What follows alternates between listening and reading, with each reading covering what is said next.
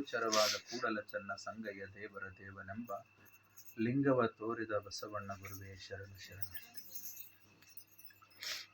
ಸೃಷ್ಟಿಕರ್ತನು ಸರ್ವಶಕ್ತನಾಗಿರುವ ಜಗದೊಡೆಯ ಲಿಂಗದೇವನನ್ನ ಮಂದಲಿನೆಂದು ವಿಶ್ವಗುರು ಮಂತ್ರಪುರುಷ ಮಹಾಮಾನವತ್ವಾದಿ ಗುರು ಬಸವಣ್ಣವರ ಮನದಲ್ಲಿ ಪ್ರಾರ್ಥಿಸಿ, ವರದಾನಿ ಗುಡ್ಡಾಪುರ ದಾನಮ್ಮ ತಾಯಿಯವರ ಮನದಲ್ಲಿ ನೆಂದು 770 ಅಮರಗಣಗಳನ್ನು ಮನದಲ್ಲಿ ಸ್ಮರಿಸಿ, ಪರಮಪೂಜ್ಯ ಮಹಾಜಗದ್ಗುರು ಲಿಂಗಾನಂದ ಅಪ್ಪಾಜಿಯವರನ್ನು ನೆಂದು ನಾವು 7ನೇ ತಾರೀಕಿನಿಂದ ಹಿಡಿದು ಇವತ್ತು 15ನೇ ತಾರೀಕುವರೆಗೆ ನಿರಂತರವಾಗಿ ದಾನಮ್ಮನ ಜ್ಞಾನ ಜ್ಯೋತಿ ಯಾತ್ರೆ, ಧರ್ಮಗುರುವಿನ ಬಸವ ಜ್ಯೋತಿ ಯಾತ್ರೆ ಭಾಳ ಅರ್ಥಪೂರ್ಣವಾಗಿ ಸಾಕೊಂಡು ಇಲ್ಲಿ ತನಕ ಬಂದಿದೆ.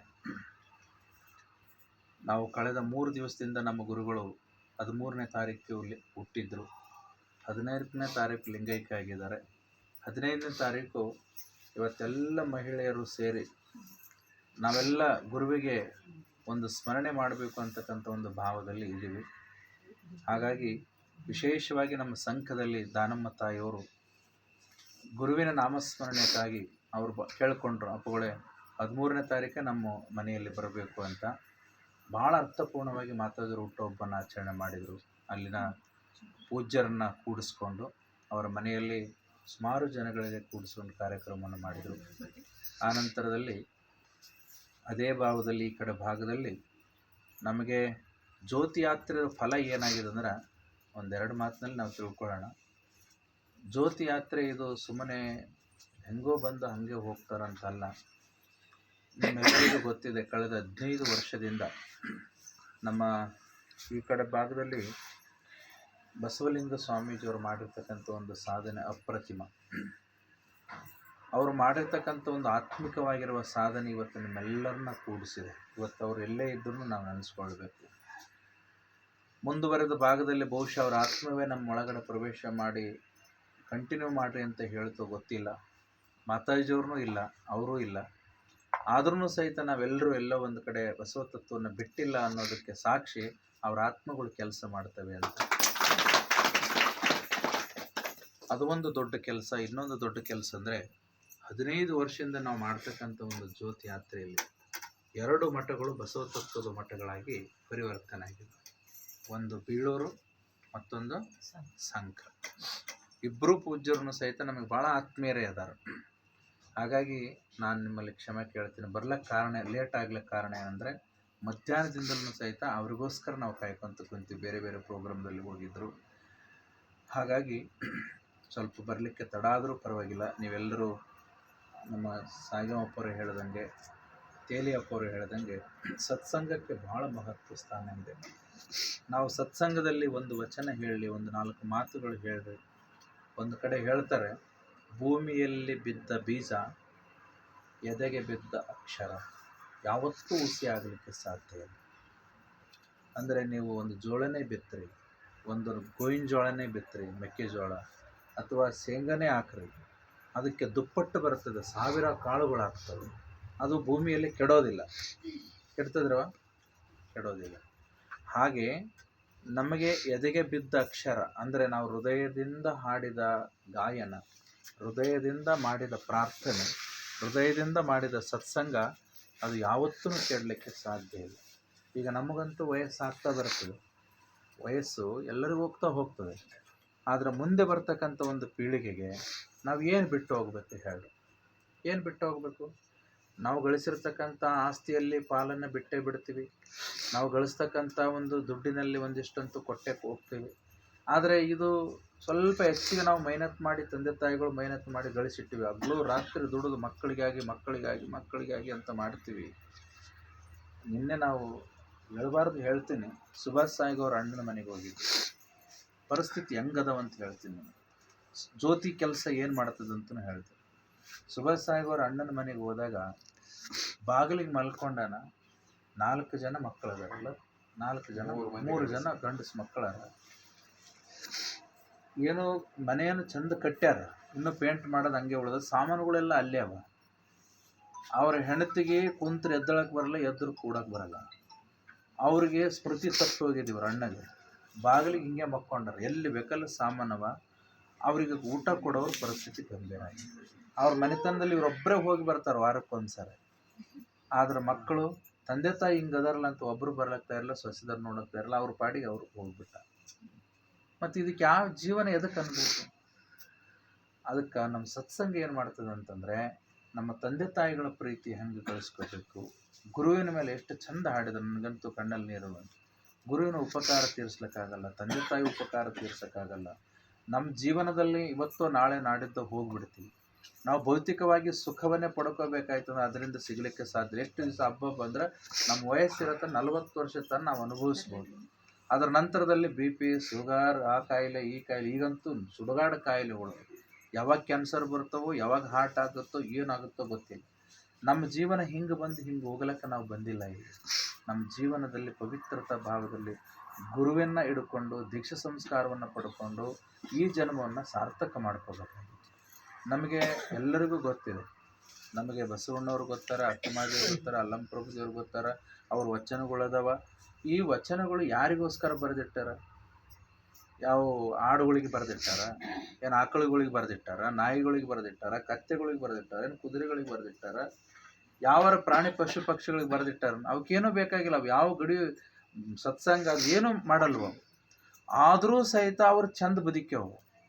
ಅವು ನೋಡ್ತಾವೆ, ಈ ಮನುಷ್ಯರು ಯಾಕೆ ಹಿಂಗೆ ಮಾಡ್ಲಕ್ಕತ್ತಾವ? ಉಣ್ಲಕ್ಕದ, ತಿನ್ಲಕ್ಕದ, ಪ್ಲಾಟ್ ಅದ, ಮನೆ ಅದ, ಬ್ಯಾಂಕ್ ಬ್ಯಾಲೆನ್ಸ್ ಅದ, ಎಲ್ಲ ಅದ. ಆದ್ರೂ ಸಹಿತ ಇವಕ್ಕೆ ಸಮಾಧಾನ ಇಲ್ಲಲ್ಲ. ಕುಂತ್ಕೊಂಡು ಉಣ್ಲಕ್ಕೆ ಸಮಾಧಾನ ಇಲ್ಲ.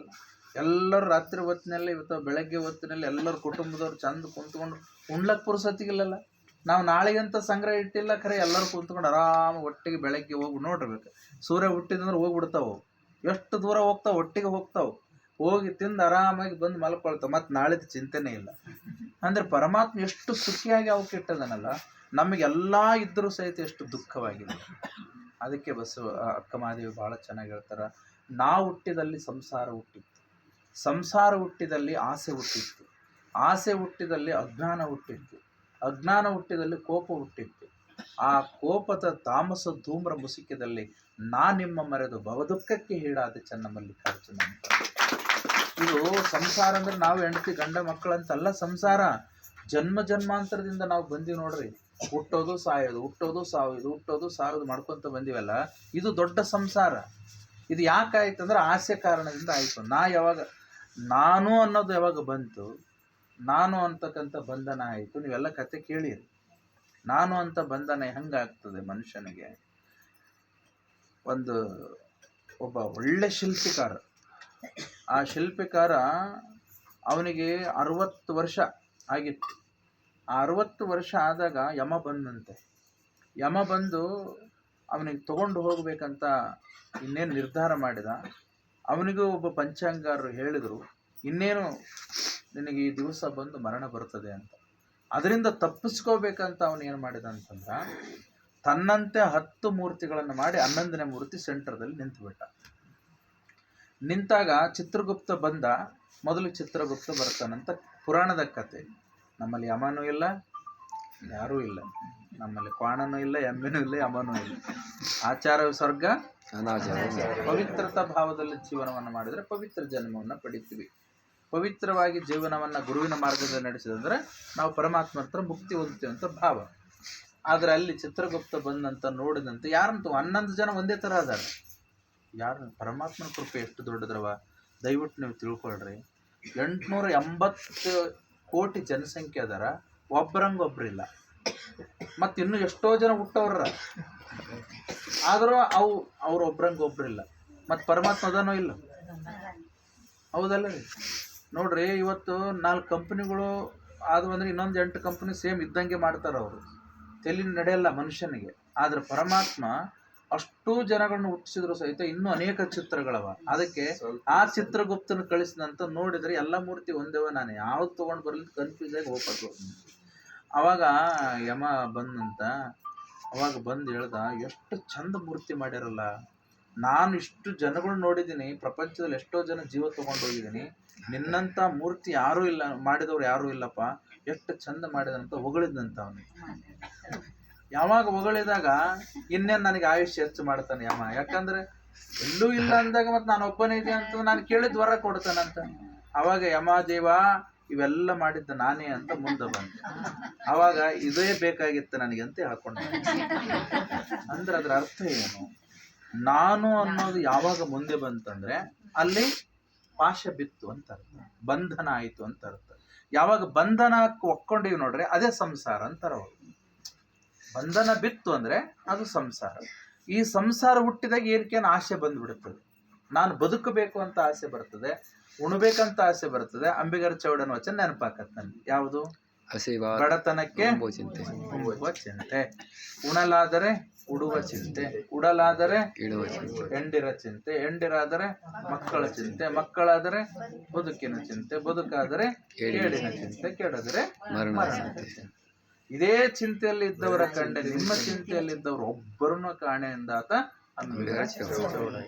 ಮತ್ತೆ ಈ ಚಿಂತೆ ಎಲ್ಲರಿಗೂ ಅವನೇ ಇರಬೇಕೆ ಅಂತಾರ ಅವರು. ಆದ್ರೆ ಯಾವುದರಲ್ಲಿ ಹೆಂಗಿರ್ಬೇಕು, ಎಷ್ಟು ಪ್ರಮಾಣದಲ್ಲಿ ಇರಬೇಕು ಅನ್ನೋದು ನಮಗೆ ಶರಣರು ಒಳ್ಳೆ ಮಾರ್ಗದ ಮುಖಾಂತರವಾಗಿ ಕಲಿಸ್ಕೊಡ್ತಾರೆ. ಅದಕ್ಕೆ ಈ ಆಸೆಗಳು ಏನು ಬೆಟ್ಟದ ಎಷ್ಟು ಬೇಕೋ ಅಷ್ಟೇ, ಆದ್ರೆ ಈ ಆಸೆ ಹೆಚ್ಚಿಗೆ ಮಾಡ್ಕೊಂತ ಹೋದಂತಲ್ಲ, ಅವಾಗ ಏನಾಗುತ್ತೆ, ಅಜ್ಞಾನ ಹುಟ್ಟು ಬಿಡುತ್ತದೆ. ಎಷ್ಟೋ ಜನಕ್ಕೆ ನಿಮಗೆ ಗೊತ್ತಿಲ್ಲ, ನಮ್ಮ ಕಲ್ಯಾಣದಾಗ ಒಬ್ಬ ಮನುಷ್ಯನ ಬಿಲ್ಡಿಂಗ್ ಮೇಲೆ 4 ಮಜಲ್ ಕಟ್ಟಾನ. ಸುಮಾರು ಒಂದು 20 ಪ್ಲಾಟ್ ಅವ, ಒಂದು 35 ಎಕರೆ ಅದ. ಎಲ್ಲರದು ಮದುವೆ ಮಾಡಿ ಕೊಟ್ಟಾನ. ಆದ್ರೆ ಅರಕು ಬನ್ನಿ ನಡ್ಕೊಂಡು ಅಡ್ಡಾಡ್ತಾರೆ. ಜಿಪುಣತ ಯಾವ ಸ್ವಾಮಿಗಳು ಅವ್ರ ಮನೆ ಬಾಗಿಲಿಗೆ ಹೋಗಲ್ಲ. ಅವ್ರ ಮನೆ ಬಾಗಿಲಿಗೆ ಹೋದಂತಂದ್ರೆ 3 ದಿವಸದ ಹಿಂದಿಂದ ಹಣ್ಣು ಅವು ತಂದು ಕೊಡ್ತಾನೆ. ಅದರ ಅರ್ಥ ಏನು? ಮನುಷ್ಯನಿಗೆ ಆಸೆ ಹುಟ್ಟಿತ್ತಂದ್ರೆ ಅವನು ದಾಸೋಹ ಮಾಡೋ ಸಂಸ್ಕೃತಿಯನ್ನ ಕಳ್ಕೊಂಡು ಬಿಡುತ್ತಾನೆ. ಅವಾಗ ಯಾವಾಗ ಅದು ಆಸೆ ಹುಟ್ಟಿತು ಅಂತಂದ್ರೆ ಮುಂದ ಆ ಕೋಪ ಏನಕ್ಕೆ ನನ್ನ ಹತ್ರನೇ ಇರಬೇಕು, ನಾನೇ ಎಲ್ಲದಕ್ಕೆ ಕಾರಣ ಅನ್ನೋದು ಆ ಕೋಪ ಹುಟ್ಕೊಳ್ತದೆ. ಆ ಕೋಪ ಯಾವಾಗ ಮುಚ್ಚಿತು ಅಂತಂದ್ರೆ ಪರಮಾತ್ಮನ ದರ್ಶನ ಆಗ್ಲಿಕ್ಕೆ ಸಾಧ್ಯ ಇಲ್ಲ. ಅದಕ್ಕೆ ನಮ್ಮ ಒಳಗಡೆ ಒಬ್ಬ ಪರಮಾತ್ಮ ಹೇಳಿದ್ರಲ್ಲ, ನಮ್ಮ ಒಳಗಡೆ ಒಬ್ಬ ಪರಮಾತ್ಮ ಇದ್ದಾನೆ. ಹೆಂಗಿದ್ದಾನೆ ಪರಮಾತ್ಮ? ನಮ್ಮ ಒಳಗಡೆ ಪರಮಾತ್ಮ ಹೆಂಗನ?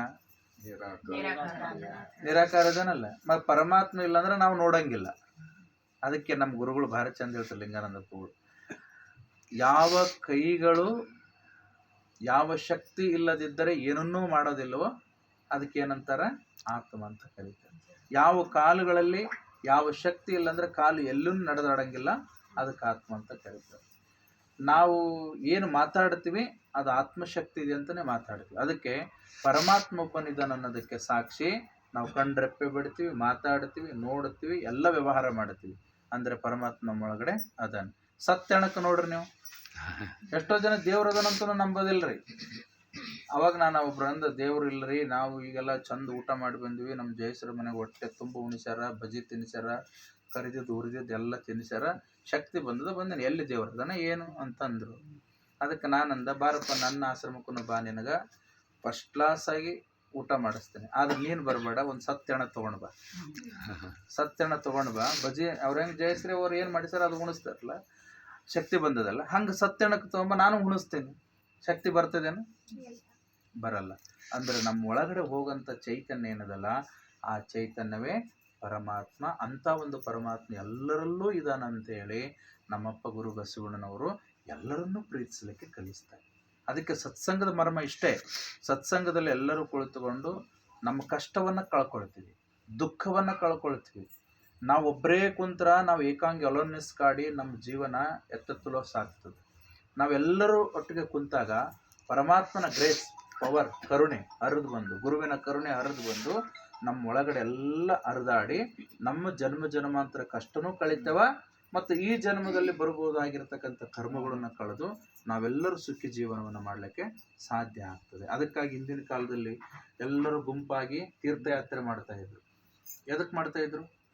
ವರ್ಷ ಪೂರ್ತಿ ಸಂಸಾರ ಜೀವನದಲ್ಲಿ 365 ದಿವಸ ಮಾಡಿದ್ದೆ ಉಂಡಿದ್ದೆ ಅದನ್ನೇ ಮಾಡೋದು ಕೆಲಸ. ಒಂದು ವಾರ ಆದ್ರೂ ಸಹಿತ ಹೋಗಿ ನೀವು ತೀರ್ಥಯಾತ್ರೆಯಲ್ಲಿ ಅಲ್ಲಿ ನಿಮ್ಮ ಜೀವನ ಆಧ್ಯಾತ್ಮಿಕವಾಗಿ ಸಾಗಿಸರಿ.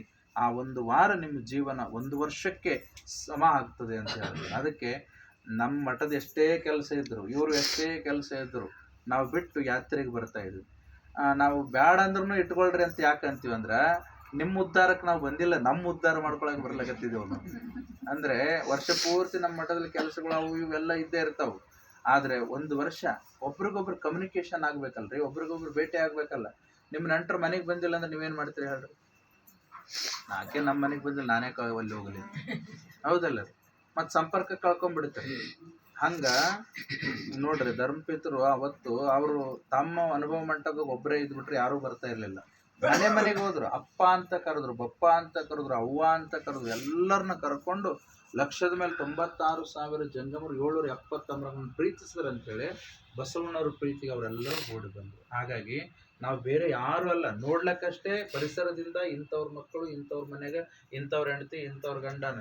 ಆದರೆ ನಾವೆಲ್ಲರೂ ಒಳಹೊಕ್ಕ ನೋಡಿದಾಗ ನಾವೆಲ್ಲ ಪರಮಾತ್ಮನ ಮಕ್ಕಳು, ನಾವೆಲ್ಲ ದೇವರ ಮಕ್ಕಳಾಗಿದ್ದೀವಿ. ನಮ್ಮಲ್ಲಿ ಯಾವುದೇ ಭೇದ ಭಾವ ಇಲ್ಲ.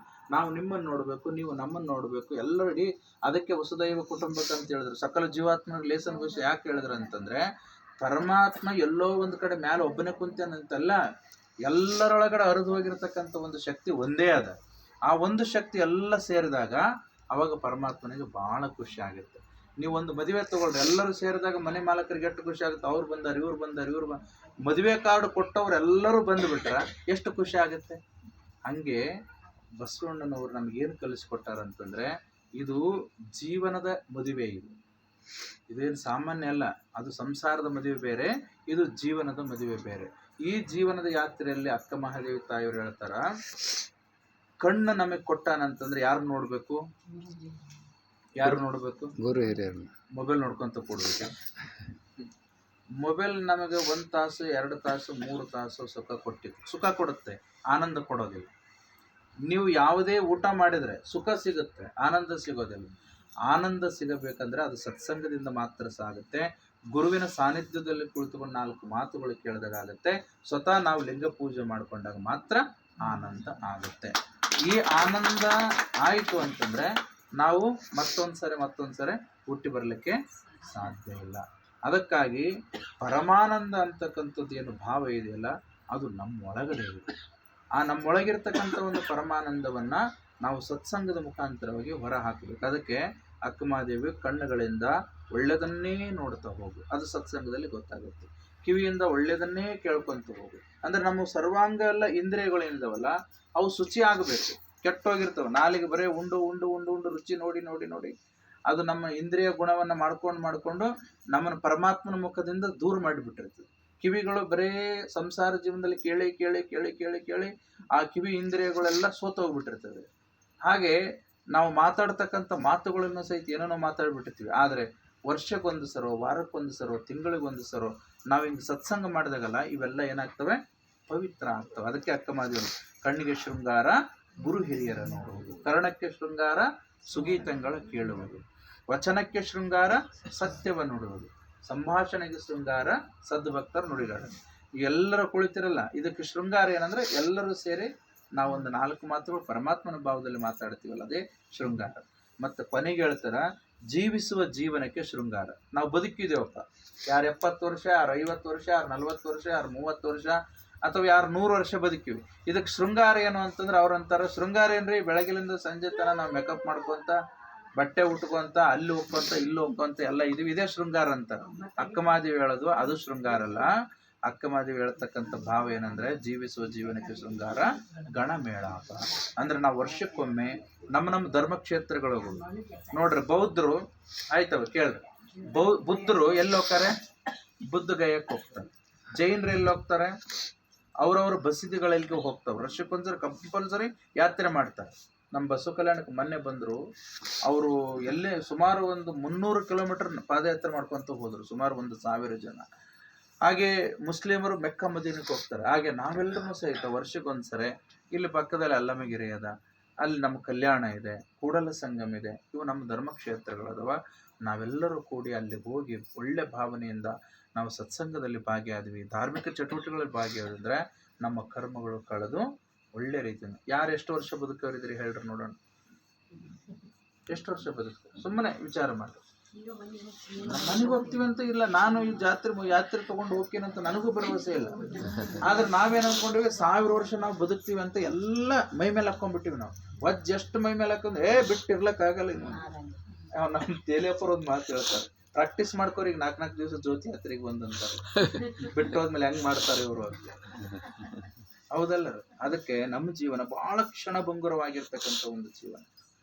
ಆ ಧರ್ಮಪೇತರು ಹೇಳ್ತಾರಲ್ಲ, ಏನು ಒಂದು ಬಾಣ ಹೊಡೆದು ಕೊಂದಿರತಕ್ಕಂಥ ಮೊಲಕ ಬೆಲೆ ಅದ ಈ ಮನುಷ್ಯನಿಗೆ. ಯಾವ್ದು ವಚನ ಹೇಳ್ರ? ಅಂದರೆ ಸಲು ಆಗಕ್ಕೆ ಬಿಳಿವರೆಗೆ ನೆಲನಾಳ್ವನ ಹೆಣನೆಂದರೆ ಒಂದೊಡಕೆಗೆ ಕೊಂಬರಿಲ್ಲ, ಮೊಲನಿಂದ ಕರ ಕಷ್ಟ ನರನ ಬಾಳದು ಸಲೆನಂಬೋ ನಮ್ಮ ಕೂಡದು. ಬಸವಣ್ಣನವರಷ್ಟು ಜ್ಞಾನಿಗಳು ನಾವಿದ್ದೀವೇನ್ರಿ? ಏನ್ರ? ಅಕ್ಕಮಾದೇವಷ್ಟು ಜ್ಞಾನಿಗಳು ನಾವಿದ್ದೀವೇನ್ರಿ? ಸಂತ ತುಕಾರಾಮ್ನಷ್ಟು ಜ್ಞಾನಿಗಳು ನಾವಿದ್ದೀವೇನು? ಮತ್ತು ಅವರೆಲ್ಲ ಯಾರಿಗೆ ಬೆನ್ನತ್ತಿದ್ರು? ಅವರೆಲ್ಲ ಪರಮಾತ್ಮನಿಗೆ ಬೆನ್ನತ್ತಿದ್ರು. ನಾವೆಲ್ಲ ಸಂಸಾರಕ್ಕೆ ಬೆನ್ನತ್ತಿದ್ರು.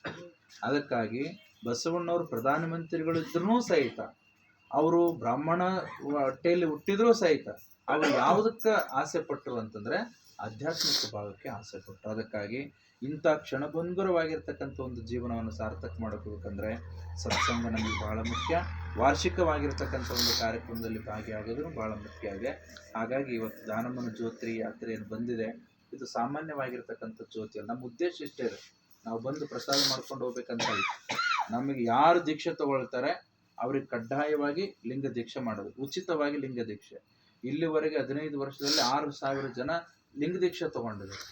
ಇದೆಲ್ಲ ಶರಣರು ಅವತ್ತು ಅವ್ರು ತಾವು ಮಾಡಿ ಹೋಗಿರೋದೇ ಮುಂದುವರಿಸ್ಕೊಂಡು ಹೋಗ್ತಾ ಇದ್ದಾರೆ. ನೀವೆಲ್ಲರೂ ಸುಮ್ಮನೆ ಯಾರು ಅಲ್ಲ. ನೀವು ತಿಳ್ಕೊಂಡ್ರೆ ನಮ್ಮ ಮನೆ ಒಳಗಡೆ ನಾವು ಹಿಂಗಿದ್ವಿ ಇಂಥವ್ರ ಹೆಸರಿನಾಗ.